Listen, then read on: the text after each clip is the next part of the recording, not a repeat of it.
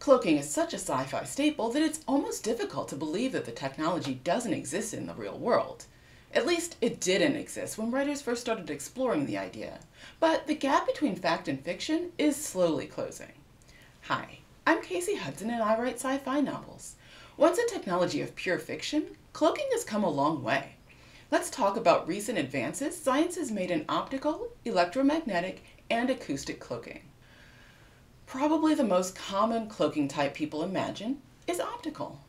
Commonly, real-world approaches to this idea involve passing light around an object as if it isn't there, and it requires expensive or exotic materials. But in 2014, two researchers with University of Rochester shared their model for a cloak that the average person can build with 4 lenses and a bit of math.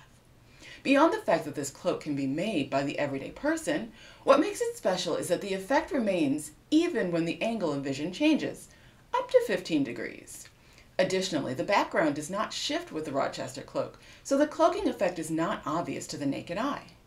The developers of the Rochester cloak have envisioned several different applications for this cloak, including offering surgeons the ability to see through their hands while they're operating. Optical cloaks are useful, but if something is going to be rendered undetectable, it's important to remember that there are more ways than just visual cues for observing solid objects. Sound, for one. Remember I mentioned expensive and exotic materials used for cloaking? Well, in most cases that means metamaterials. Metamaterials interact with energy, including light, in non-natural ways.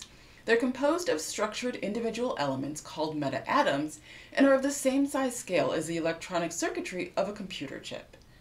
Metamaterial structures are essential to their unique properties. The precise geometry, size, and arrangement of their nanostructures affect the energy they interact with. Using metamaterials, researchers have found a way to hide objects from sound waves. They've been able to create a 3-dimensional construct that alters sound waves' trajectory to match the same trajectory they would have if they were reflecting off a flat surface. Essentially, from any direction, sound waves can interact with the construct as though it's not there, as long as the construct remains at rest. In the real world, this technology can be used in environments where acoustics are of great importance. A concert hall, for instance, could have improved acoustics even when there are beams or equipment in the way of sound transmission. Metamaterials have opened the door not just to optical and acoustic cloaking. Electromagnetic cloaking, too, is possible with the use of these unique materials.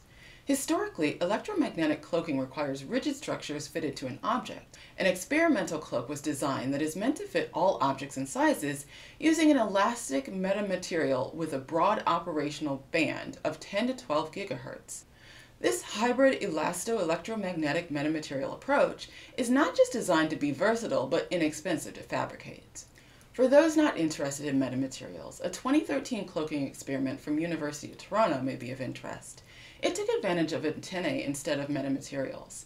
The antennae, which surrounded the object, collectively radiated an electromagnetic field that canceled the waves scattering off the cloaked object.